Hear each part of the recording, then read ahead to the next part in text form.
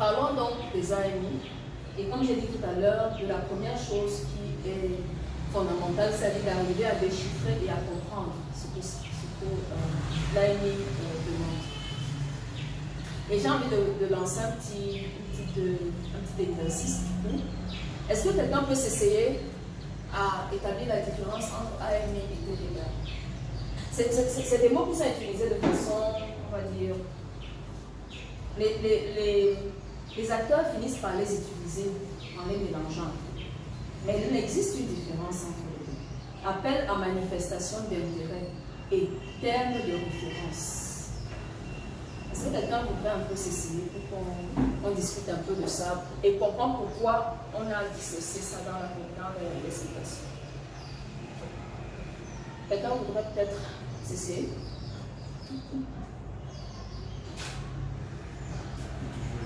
Oui. Je pense que l'AMI donne peut-être plus de précision sur les missions attendues du consultant.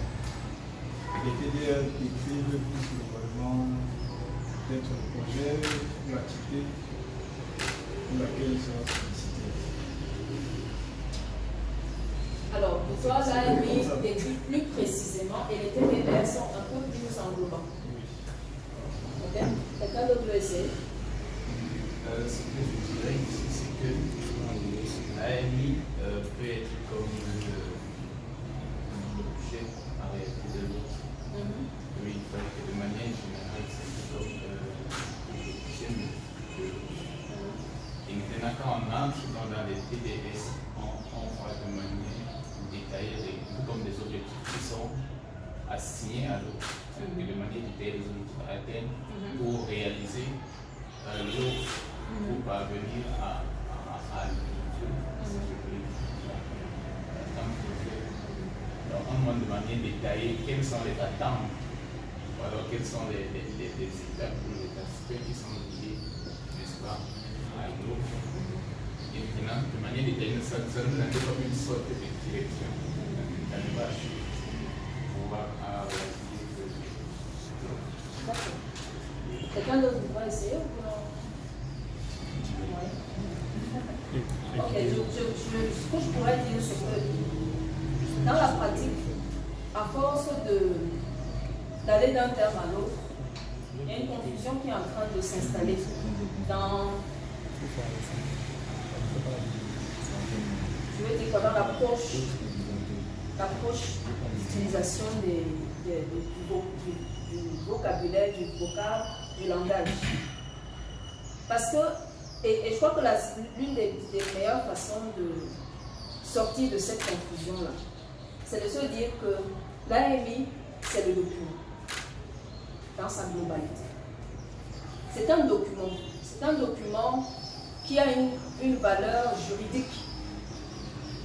Et c'est un document qui intègre tous les aspects de la mission à exécuter par la personne qui sera retenue.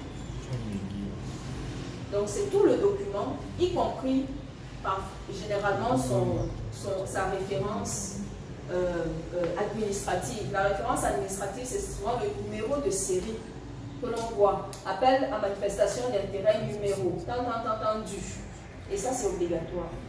C'est-à-dire que de marquer le numéro de série de l'appel et la date à laquelle l'appel a été lancé.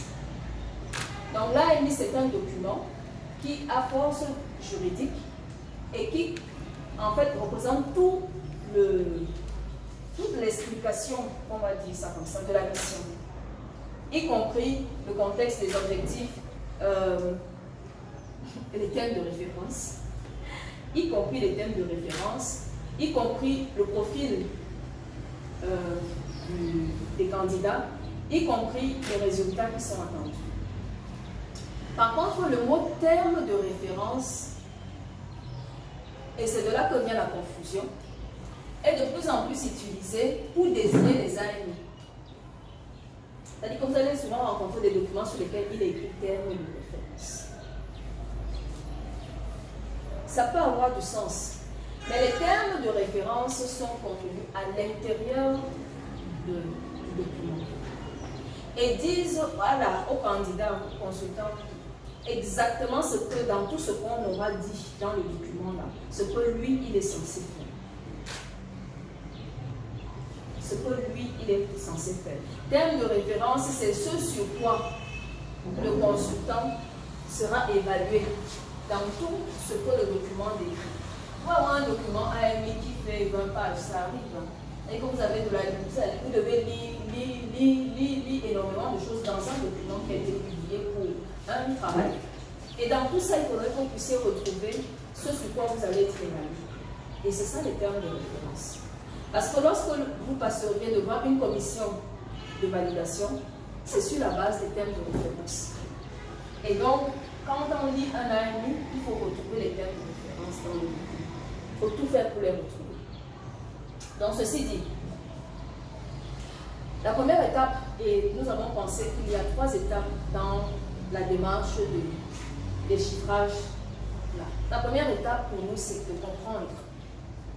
Il faut comprendre qu'est-ce que celui ou l'organisation qui a lancé l'appel veut faire.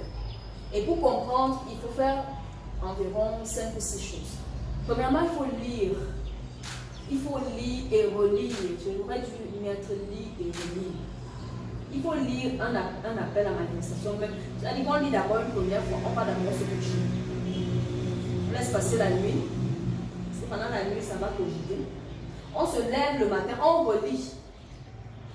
Parce que souvent dans ces documents, il peut y avoir des petits, on va dire quoi, des petites subtilités cachées dans les termes utilisés. Donc il faut lire et relire. Il faut souligner les mots, un peu comme on nous demandait lorsqu'on nous apprenait la dissertation. Il faut souligner les mots clés. Et souvent les mots clés, c'est en termes de verbe d'action. Il s'agira d'analyser. Il s'agira de collecter. Il s'agira de synthétiser. Il faut souligner les mots clés, les verbes d'action. Parce que si on vous demande de collecter et vous partez analyser, vous allez potentiellement faire quelque chose qu'on vous a pas dit.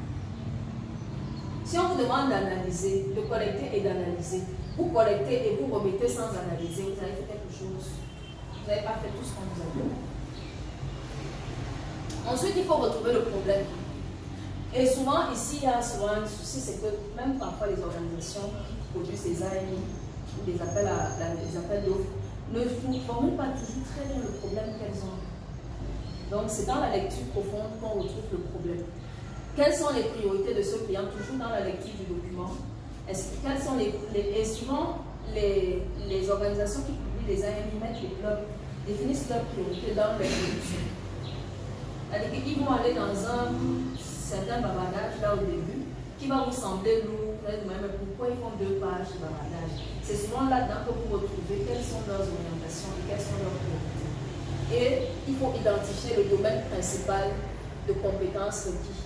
Est-ce que cet AMI s'adresse à quelqu'un qui est un consultant généraliste ou à un spécialiste? Est-ce qu'on est dans le domaine de la gestion ou de l'économie? Est-ce qu'on est en train de parler d'un problème de marketing ou de communication? La différence, c'est quoi, monsieur? Entre le marketing et la communication. La différence la plus simple serait, je ferais le parallèle entre le consultant spécialisé et le consultant généraliste. Ça veut dire que les problèmes de communication sont généralement des problèmes qui englobent plusieurs pans. Tandis que les problèmes de marketing sont souvent des problèmes actionnables dans lesquels on voit un changement de comportement.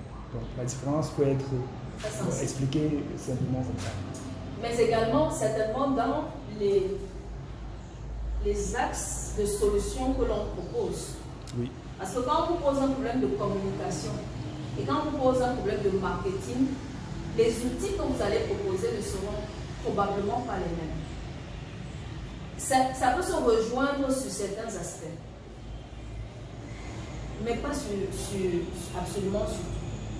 Ça veut dire par exemple qu'on peut faire du marketing en se limitant à travailler on appelle ça l'identité visuelle, par exemple, les supports visibles. Alors que la communication a tendance à avoir, comme je le disais tout à l'heure, une palette très large d'outils, et ce qu'on appelle les canaux de communication.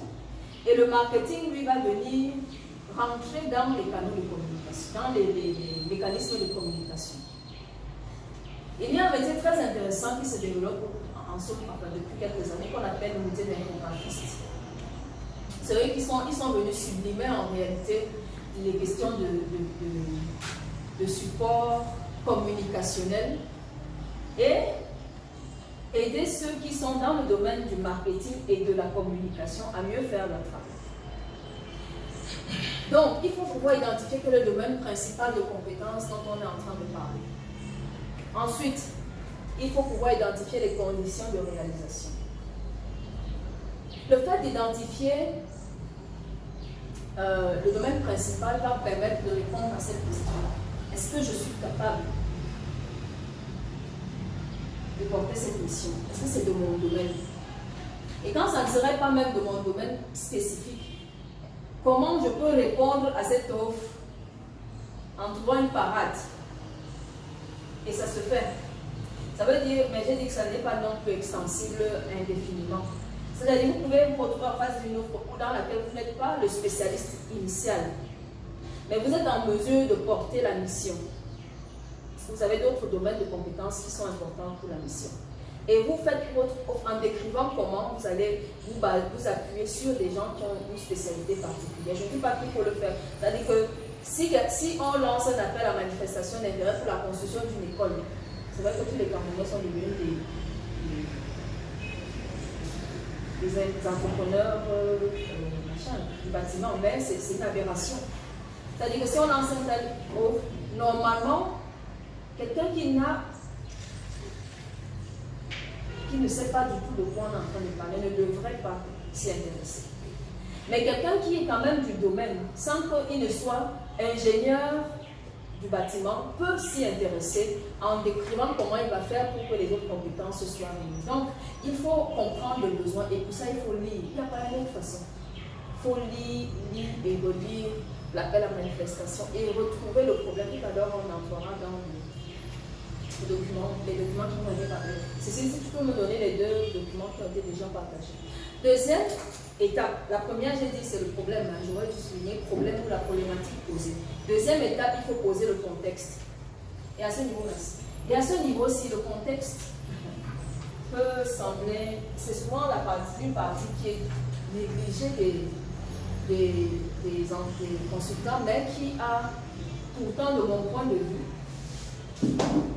une importance capitale. Parce que c'est quand vous lisez le contexte, quand vous étudiez le contexte pas le contexte de la mission seulement, mais le contexte même de l'organisation qui a fait appel aux candidatures. Et ça, dans ce contexte, vous avez l'identification des acteurs. L'acteur principal, c'est celui qui a initié l'offre. Les acteurs qui entourent, quelles activités cette organisation mène. C'est-à-dire que dans quel domaine est-ce que l'organisation est spécialisée. Il faut comprendre quel est le positionnement. Ça veut dire que je prends le cas, et on va tout à l'heure faire un exercice là-dessus, c'est pour comprendre pourquoi je prends ce cas. Je prends le cas des Nations Unies. Aux Nations Unies, il y a au Cameroun environ, il doit y avoir une vingtaine d'agences, à peu près, plus, qui sont liées aux Nations Unies. ONUDI, PNUD, ONU Femmes, il y a UNHCR et ainsi de suite. Et en fonction de qui a lancé cet appel à candidature, cet appel auquel vous répondez, il y a donc un positionnement précis. Parce que ces agences-là, qui sont spécialisées dans quelque chose, agissent elles-mêmes dans le cadre général des Nations Unies. C'est ça leur contexte en haut là. Leur environnement et les acteurs et les machins.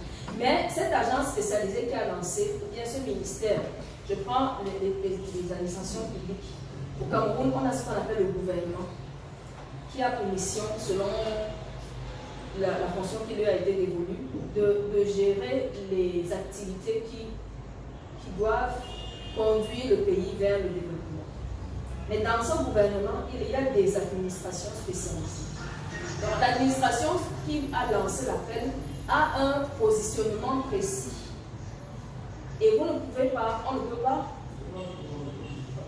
peut pas conduire une mission, par exemple, pour le ministère des Mines, comme on le ferait pour le ministère de la Jeunesse, ou comme on le ferait pour le ministère de la Décentralisation. Parce que ces administrations ne mènent pas les mêmes missions en même temps, les unes les autres. Donc du coup, le positionnement, c'est de vous demander, en dehors des activités précises, les missions qui sont dévolues à ce client ou à cette organisation qui a lancé l'appel. Donc, j'ai dit première étape, comprendre le problème. Deuxième étape, comprendre le contexte de l'étude. Troisième étape maintenant, les objectifs. Quand vous avez compris le problème et que vous avez compris une idée précise du contexte, l'autre chose, c'est de fixer les objectifs. Et fixer les objectifs peut être simple comme ça peut être compliqué. C'est simple quand vous avez la chance que dans l'appel, la personne ne veut pas d'embrouille. Elle-même, elle a écrit les objectifs. Il s'agira de, il s'agira de, et il s'agira de. Et ça, c'est souvent le cas de plus en plus. Souvent, les organisations écrivent l'objectif général. On ne peut pas avoir deux objectifs généraux dans un... On ne peut pas avoir des objectifs généraux dans un document. Donc, l'organisation écrit elle-même l'objectif général et les objectifs spécifiques. J'ai mis stratégie entre parenthèses parce qu'il est très rare qu'on soit appelé à retrouver, qu'on retrouve ou qu'on soit appelé à formuler des objectifs stratégiques pour une organisation, sauf dans le cas où on rédige un plan stratégique. C'est le seul cas où la question des objectifs stratégiques se pose. Parce que vous ne pouvez pas aller parler de la stratégie d'une organisation qui vous a rien demandé. Le seul cas où vous pouvez être face aux objectifs stratégiques, c'est quand vous êtes en train de travailler sur un plan stratégique. C'est-à-dire que la mission, c'est l'élaboration d'un plan de développement. Donc vous allez très souvent, on va souvent passer de l'objectif général aux objectifs spécifiques de la mission.